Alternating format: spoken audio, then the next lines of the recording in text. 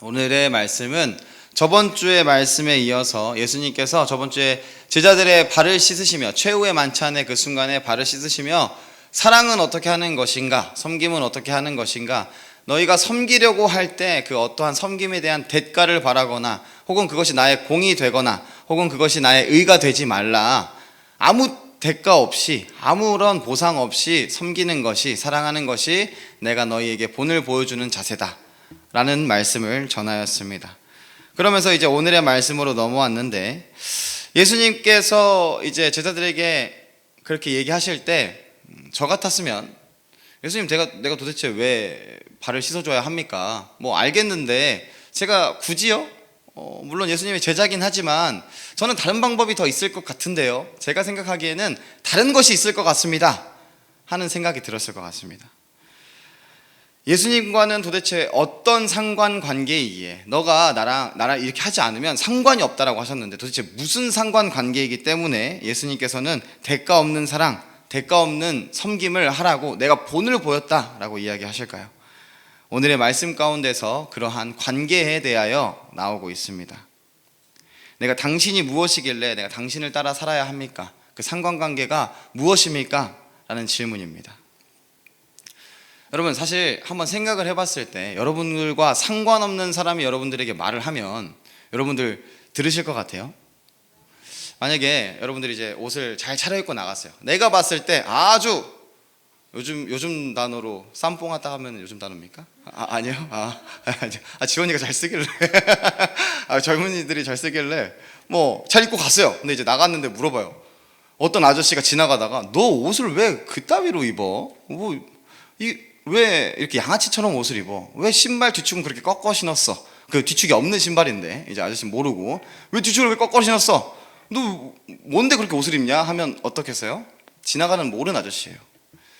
정신 나갔다고 생각하지 않을까요? 네. 저 아저씨 뭐야? 왜 뭔데 조금 모자라신 분인갑다. 그러면서 이제 넘어갔을 겁니다. 별로 안 들을 거예요.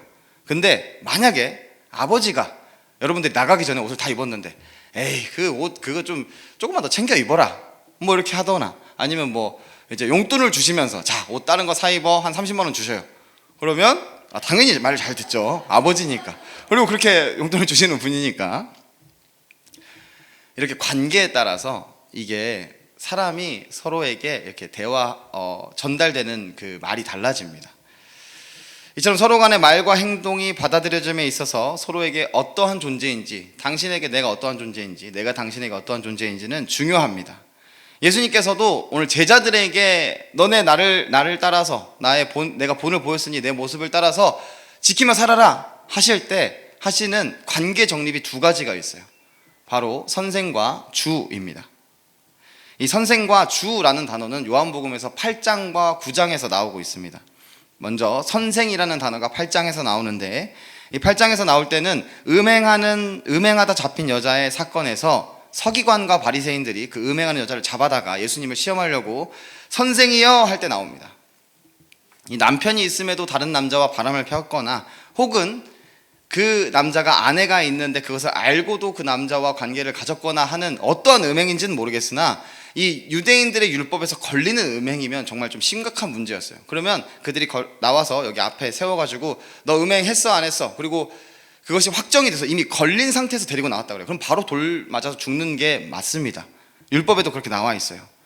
그런데 서기관과 바리새인들은 굳이 예수님 앞에 데리고 와서 예수님의 판단을 시험했습니다. 그러면서 부른 게 선생이라는 단어입니다. 이 선생은 디디칼로스라고 합니다. 이것은 우리가 흔히 아는 그 랍비랑 비슷한 의미예요. 그래서 율법 교사라는 뜻으로 사용되었던 단어인데, 서기관과 바리새인들은 원래 갈릴리 출신이었던 예수님을 굉장히 무시했습니다. 네. 지금 선지자매가 없는데 그 선지자매한테 시골에서 오셨네요 하면 되게 좀 살짝 발끈하시잖아요. 대전에서 오셨는데 저도 대전에서 왔거든요. 네. 살짝 발끈하시더라고요. 근데 이제 시골과 이 수도권의 차이는 뭐냐면 이제 어쨌든 그 공부하는 환경이 조금 달라요. 그 어떤 이렇게 문화를 받아들일 수 있는 그 범위가 수도권이 좀 더 넓습니다. 솔직하게 말해서. 그래서 갈릴리는 시골이었고 어부가 많은 동네였습니다. 그래서 그들이 가르쳐주는 건 율법이나 어떠한 학문이 아니었고 물고기를 어떻게 잡아야 되는가, 언제 나가서 잡아야 물고기가 잘 잡히는지, 혹은 어떤 물고기를 잡아야 그 물고기가 비싸게 팔리는지를 알려주는 것은 가능했지만 율법이나 학문을 가르치기에는 조금 어려운 동네였습니다. 그러나 이 서기관과 바리새인들은 자신들은 그 율법이 이렇게 많이 알려줄 수 있는 그런 도시에서 자랐기 때문에 자신들은 율법의 어떠한 특출난 사람들이었어요. 모든 모세오경을 다 외우고 뭐 이렇게 등등등등 여러 가지 율법으로 이렇게 딱 찌르면 바로 율법으로 나오고 하는 그런 사람들이었습니다. 그러한 자들이 예수님을 시험한 겁니다. 예수님이 자신들보다 내가 그렇게 공부를 많이 했는데 이 나보다 더 높임을 받는 저 예수가 마음에 안 들었어요. 그래서 예수님을 굳이 선생이라고 부르면서, 자기들끼리는 선생이라고 부르죠. 그들은 서로서로 율법에 정통했으니까. 그러나 갈릴리 출신인 이 예수가 과연 선생이라고 칭함받을 수 있을까? 당연히 아닐 거라고 생각하고 비꼬면서 물어본 겁니다. 선생이요, 이 여인을 어떻게 처벌할까요? 물어봅니다. 예수님이 그러한 율법교사가 아님에도 그들은 갈릴리 출신이 율법에 대해서 뭘 알겠어, 이 문제를 어떻게 해결하나 한번 보자, 하나만 걸려봐, 너 바로 이제 신문에 들어갈 거야, 너 바로 판사님들 앞에 데리고 갈 거야, 율법의 판사님들 앞에 데리고 갈 거야, 너 처벌받게 할 거야 라는 마음으로 음행하는 여인을 예수님 앞에 갖다 놓습니다.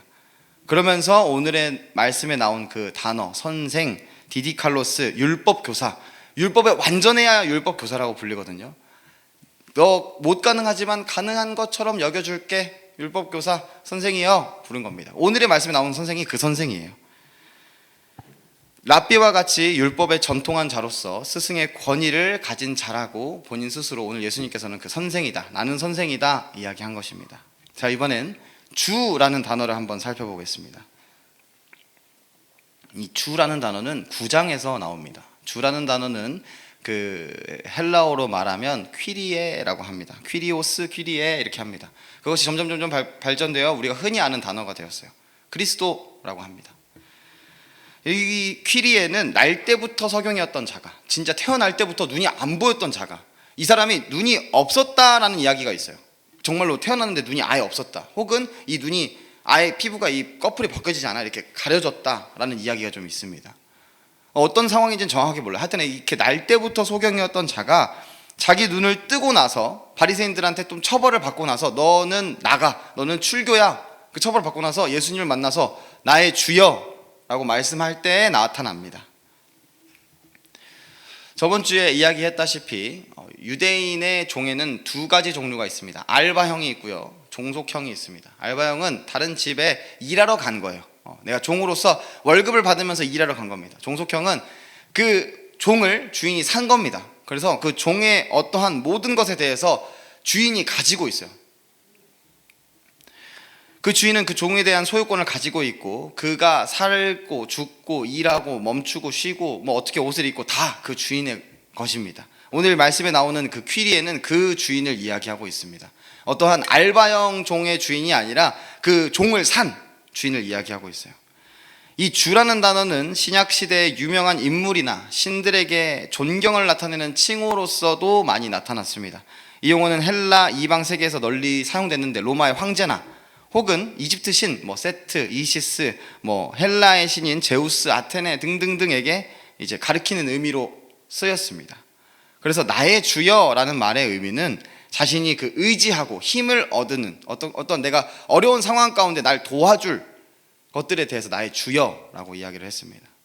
요한복음 9장에 나오는 소경된 자가 이렇게 고백합니다. 38절입니다. 이르되 주여 내가 믿나이다 하고 절하는지라. 여러분, 태어날 때부터 지금은 이제 태어날 때부터 장애를 가지고 있다고 막 그렇게 무시하지는 않아요. 근데 그 유대 시대에 있어서 장애를 갖고 태어났다는 것은 굉장히 불편한 일이었습니다. 이게 그냥 자신의 몸이 불편하다 정도가 아니라 그가 그렇게 장애를 갖고 태어난 이유가 죄 때문이라고 생각했어요. 그 부모가 죄가 있던, 혹은 그 아이가 어떠한 죄성을 심각하게 가지고 태어나서 그 사람은 그 죄의 결과로서 장애를 가졌다. 그래서 이 소경된 자도 그냥 태어날 때부터 태어남이 불행이었어요. 그가 소경으로 태어남으로 인해 그 부모들은 욕을 먹기 시작했고, 그래서 사실 이 소경이 집안에 있을 수 있지만 집안에서 밖에 나와가지고 구걸하고 있었어요. 부모가 있었는데. 그래서 미가서에 보면 이러한 말씀이 나옵니다. 미가서 4장 6절입니다. 여호와께서 말씀하실 때 그날에는 내가 저는 자를 모으며 쫓겨난 자와 내가 환난 받게 한 자를 모아라고 하는 이 쫓겨난 자, 환난 받게 한 자가 장애를 가지고 있는 자들입니다. 이스라엘에서 장애가 있는 자들은 쫓겨나고 환난을 받게 되는데, 요한복음 9장에 소경이 태어날 때부터 눈이 멀어서 그도 쫓겨난 자였을 겁니다. 그래서 그가 안식일에 눈을 뜸으로 인해서 안식일은 아무것도 하면 안 되는데 유대인으로서 하면 안 되는 짓을 했으니, 죄를 저질렀으니 심판을 받게 되는 그 상황에서 부모를 데리고 왔어요. 얘 도대체 왜 이렇게 된 거야? 너네 얘 원래 눈 뜨고 있는 애였는데 너네 그 눈 감기고 그냥 밖에 나가서 구걸시켰지? 그러한 개념으로 물어봤어요. 이거 어떻게 된 일이냐? 이 소경 왜 갑자기 안식일에 눈을 떴냐? 안식일은 아무도 일하면 안 되는데. 그러니까 부모는 그 소경을 지켜주지 않았습니다. 우리는 모릅니다. 그가 성인이니까 그한테 가서 물어보세요. 그가 알아서 알 겁니다 라고 이야기를 하죠. 소경은 이 눈이 먼 것이 평생의 고통이었습니다. 태어날 때부터 자신이 죄인이라고 취급받으면서 나는 내가 뭘 잘못한 것도 아닌데, 사실 만약에 잘못했으면 내 부모가 잘못했을 거 아닌가 하는 그 억울함을 가지고 살았는데, 지나가던 그냥 모르던 예수가 갑자기 나한테 와서 진흙에 눈을 바른 다음에 가서 씻고 와, 그리고 눈을 뜨게 됐어요. 한 번도 보지 못한 세상을 보게 되었습니다. 그러면서 이제 그 예수가 누군지를 찾게 돼요. 바리새인들과 서기관들이 그를 심판할 때, 아니 나는 상관없어, 나는 내 눈을 뜨게 한 사람이 누군지를 알고 싶어, 너네 그 법 따위는 내가 알 바 아니고 나는 나의 주를 찾고 있어, 나를 살려준 그 주를 찾고 있어 할 때 나타난 것이 이 주라는 단어입니다. 예수님을 한 번도 본 적이 없었기 때문에 예수님께서 그의 앞에 와서 내가 그니라 라고 말했을 때 그는 나의 주여 믿나이다 라고 말합니다. 버리자 죄악이었던 그 눈 먼 것을 고치신 분, 그래서 이제 자신이 의지할 자, 자신이 섬길 자, 내가 주인으로 여길 자, 나의 그리스도라고 고백을 한 것입니다. 오늘 말씀 가운데 나온 주와 선생은 이러한 의미입니다. 예수님께서는 자신을 선생이자 주로 지칭하시면서 내가 너네의 선생이고 내가 너네의 주인이야 라고 관계를 정립하셨습니다. 그러면서 그 상대되는 제자들은 어떠한 존재가 되나요? 제자와 종입니다. 여러분, 제자는 어떠한 존재입니까? 제가 설교 중에 좀 여러 번 이야기를 했는데, 제자는 그냥 가르침에 동의하고 그 가르침을 그냥 인정하는 정도의 수준이 아닙니다. 여러분, 어떠한 선생님 혹은 이제 학생이라면 이제 교수님들 있죠. 그 교수님들이 강의한 게 되게 좋을 때가 있어요. 보통은 졸리지만, 보통은 이렇게 자지만, 아닌가요? 저만 잤나요? 네. 미안합니다. 저 또 이제 그 주댕이가 좀 살아가지고 이렇게 좀 설교할 때 좀 다들 웃고 하면 좋을 텐데, 미안해요. 이거 수련회 때 나온 말인데, 네. 그 설교자분이 이제 자기는 이게 생존 능력이라고 그랬는데, 전 그 생존 능력이 좀 없습니다. 하여간, 네. 그 선생님이 강의하신 내용을 내가 배웠어. 그래서 그 선생님과 교수님이 강의한 그 내용을 가지고 나는 100점을 맞았어. 그러면 그 사람이 제자인가요? 학생입니다. 학생. 제자라는 관계는 정말 특별한 관계입니다. 유튜브에 보면 많은 가르침들이 있습니다. 어떠한 강의들이 많이 나옵니다. 여러분들 돈에 관한 강의를 좀 들어본 적 있어요? 제가 유튜브에 최근에 본 건데, 저축은 자신의 월급의 반을 해야 된답니다. 네, 반. 딱 잘라가지고 들어오자마자 넣어야 된대요. 수진이 할 수 있어요? 아니요. 미안한데 얼마 저축하세요? 비밀이에요. 알겠어요. 네. 여러분, 쉽습니까? 어렵습니다. 그러면 이제 들은 사람은 어떻게 돼요? 요 정도가 그 100% 구간이구나. 그럼 내가 어느 정도 지켜서 해봐야지, 나한테 알아서 이렇게 조금 바꿔서 적용해야지 하죠. 여러분, 제자는 그렇지 않습니다. 제자는 그 말이 지키기 어려워도 모든 걸 다 하는 존재예요. 어렵지만 하려고 하는 존재가 제자입니다. 그러면서 안 될 때 스승한테 찾아가서 나 이거 잘 안 돼요, 도와주세요 하는 게 제자예요. 그냥 내가 듣고 어느 정도 적용해서 이렇게 살아야지 하는 건 제자가 아닙니다. 강사는 저축하라는 그 강사는 다른 것을 줄여가면서 저축하라고 하기도 해요. 저 반을 하려고 그랬는데 여러 가지 예시를 들으면서 반을 하려고 했는데 저 이것 때문에 못하고 저것 때문에 못하고 이렇게 하는데 안 된다 그래요. 그러면 이제 다른 것을 줄여가면서 하라고 해요. 그렇다고 그 강사를 싫어하지는 않아요. 그 듣는 사람이 강사의 말을 안 듣는다고 해서 내 것으로 바꿔서 듣는다고 해서 싫어하지 않아요. 굳이 말하면 정말로 좋아하니까 그 긴 시간을 굳이 들어가면서 그걸 자기 걸로 바꿔가면서 조정해서 들으려고 해요. 그럼에도 불구하고 그는 제자가 아닙니다. 왜요? 완벽하게 따라하지 않았으니까. 제자는 그리스어로 마테테스입니다. 마테테스. 항상 얘기하다시피 학생이나 배우는 사람을 뜻하는 게 아닙니다. 따르는 자로 가르침에 완전히 준수하여서 그 가르침을 자신의 삶과 행동 원리로 삼는 자를 제자라고 말합니다. 제자는 그 지키기 어려운 부분도 이 악물면서 내가 해보려고 노력하겠다, 안 되면 나 스승한테 가가지고 도와달라고 하겠다 하는 게 제자입니다. 종은 어떠한 존재입니까? 앞서 말했지만 알바형 종 아닙니다. 소유권을 가지게 된 종입니다. 주인에게 생사여탈권이 있습니다. 여러분들에게 종이 만약에 있어요. 만약에 이제 우리 동욱이의 종이에요. 제가 동욱이의 종입니다. 동욱이가 갑자기 저 마당 좀 쓰려고 그랬어요. 여기 교회 앞에 좀 쓸으세요 빨리. 그러니까 주님, 나 팔이 조금 아파가지고 내가 어제 좀 일하다가 이제 손가락이 좀 다쳤는데 조금만 쉬고 할게요. 한 이틀만 있다가 할게요. 그럼 어때요? 잘려요? 그 잘리는 종이 아닙니다. 네, 손가락이 잘리겠죠. 네. 여러분, 혹은 만약에 이제 밖에 나가가지고 저한테 이제 저 무 좀 캐와, 저 무 다 익었다. 그래서 지금은 날씨가 너무 추우니까 제가 봄쯤 되면은 캐올게요. 이거는 종이 아닙니다. 이거는 정말로 그 소유권, 생사여탈권을 가지게 된 종이 아니에요. 그냥 시키면 시키는 대로 하는 게 종이에요. 했는데 안 되면 어쩔 수 없죠. 그건 주인이 뭐라고 하지 않아요. 쓰려고 했는데 손가락이 다쳐가지고 쓰다가 반대쪽 손가락 다 부러졌어. 그럼 이제 진짜 쉬게 하시겠죠. 뭐 물을 뽑으러 갔는데 이제 무 뽑다가 이제 너무 얼어가지고 무가 이렇게 다 동강동강 났어. 그럼 뭐 이제 주인이 알아서 책임을 지겠죠. 주인은 알고 시킨 겁니다. 스승도 알고 시키는 거예요. 제자에게 하라는 대로 해. 내가 본을 보였으니까 그대로 살아. 왜냐? 책임질 거니까요. 사랑하는 여러분, 예수님은 발을 씻기시면서 이러한 관계를 정립하신 거예요. 내가 너희의 발을 내가 주로서, 선생으로서 씻기었어. 그러니까 너네는 나의 제자로서, 나의 종으로서 순종하기를 바래. 너희의 상황이 어떠한지, 너희가 가진 생각이 어떠한지에 따라서 너희의 판단을 다르게 하지 말고 내가 명령한 그대로 해. 왜? 내가 주인이고 내가 스승이니까 내가 책임질 거야 말씀하시는 겁니다. 예수님께서는 제자들의 발을 씻기셨습니다. 그러면서 모범을 보였으니 너희도 대가를 바라지 말고 너네의 의의를 주장하지 말고 내가 이것을 섬겼으니까, 내가 사랑을 행했으니까 나에게 어떤 게 돌아오겠지 하지 말고, 내가 종의 모습으로서 너네를 발을 씻긴 것처럼 너네도 아무것도 바라지 말고 사랑하고 섬겨, 하나님을 사랑하고 이웃을 사랑하고 그렇게 살아 이야기하신 겁니다.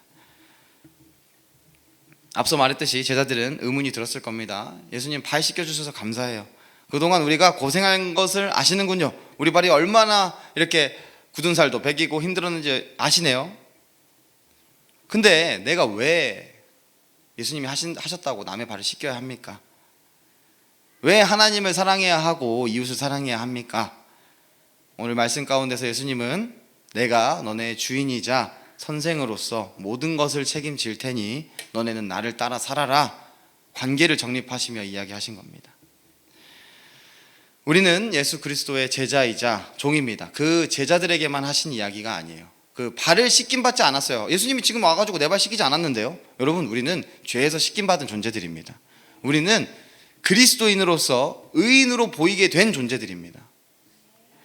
여러분들, 이게 얼마나 대단한 일이냐면요, 예수님께서 십자가에 달려 죽으심으로 여러분들의 죄가 없어졌다의 개념이 아니에요. 하나님은 의예요. 만약에 하얗다고 생각해 봅시다. 하얀 것에 있어서 조그마한 색깔이 들어갈 수 있어요? 없어요. 하얗다라는 단어에 색깔은 없어요. 근데 우리는 색깔 있는 존재들이에요. 이 죄라는 색깔이 있어요. 근데 예수님이 십자가에 달려 돌아가심으로 우리는 하얗게 됐어요. 안 되는 건데, 원래 이 색깔이 씻길 수가 없는 건데 하얗게 만든 겁니다. 예수님은 그렇게 여러분들의 삶을 책임지신 겁니다. 내가 너네 삶을 책임졌어. 내가 죄인인 너네를 구원했어. 내가 책임질 테니까 너네 내가 말하는 대로 살아 이야기하는 것입니다. 예수님 십자가에 달리심으로 모든 삶, 여러분들의 모든 삶, 제자들의 모든 삶을 책임지시기로 작정하셨습니다. 내가 책임질 테니 나를 선생으로 주로 섬기며 살아라 이야기하십니다. 우리는 순종하며 예수 믿으며 살아가야 할 것입니다. 그러나 사실 이 순종은 쉽지 않습니다. 아까 말했듯이 여러분, 저축만 해도 힘들죠. 반틈 쉽겠습니까? 정말 너무, 제가 생각해도 제가 요즘에 키보드에 좀 이렇게 취미를 들었는데 그 키보드 하나가 되게 비싸더라고요. 근데 이게 한 진짜 비싸요. 한 30만 원도 해요. 진짜 놀랍죠. 그래서 사고 싶어요. 너무 이게 쳐보고 싶어요. 근데 안 된대요. 사모님이 안 된대요. 허락을 안 해주세요. 네, 뭐 어쨌든 여러분 그런 거 사면 저축을 못 해요. 내가 고정적으로 나가는 게 있고 식비가 있고 여러분들 만나가지고 이제 밥도 먹어야 되고 하는데 그런 거 할 수 있겠습니까? 못 해요. 그럼에도 불구하고 저축하라고 해요. 제자로서 저축해야 됩니다. 예수님이 우리에게 말씀으로, 하나님 우리에게 말씀으로 주셨어요. 너 어떻게 살아야 돼? 그것의 가장 기본적인 것이 이웃사랑, 하나님 사랑, 이웃사랑입니다. 여러분 이게 되게 어려워요. 하나님을 사랑하는 거, 여러분 하나님 사랑하면서 여러분들 얼마나 하나님에 대해 희생하면서 삽니까? 내가 가진 거 다 포기하면서 살 수 있습니까? 어려워요. 이웃을 사랑한대요. 내가 사랑할 만한 이웃 말고 내가 사랑하기 어려운 이웃, 내가 봤을 때 얘는 아니야, 와 얘는 진짜 이 삶을 이렇게 살면 너무 쓰리같이 사는데 사랑할 수가 없는데, 여러분 하나님은, 예수님은 그러한 이웃을 구별해서 사랑하라고 한 적이 한 번도 없어요. 그냥 사랑하라고 하셨습니다. 여러분 근데 그래서 이 율법을, 말씀을 지키고 살아가는 삶이 굉장히 어렵습니다. 예수님께서는, 하나님께서는 아까 말했던 그 저축보다 더 높은 수준의 것을 말씀을 통해서 요구하십니다. 그 말씀을 지키며 살아갈 때 여러 가지 장애물들이 있어요.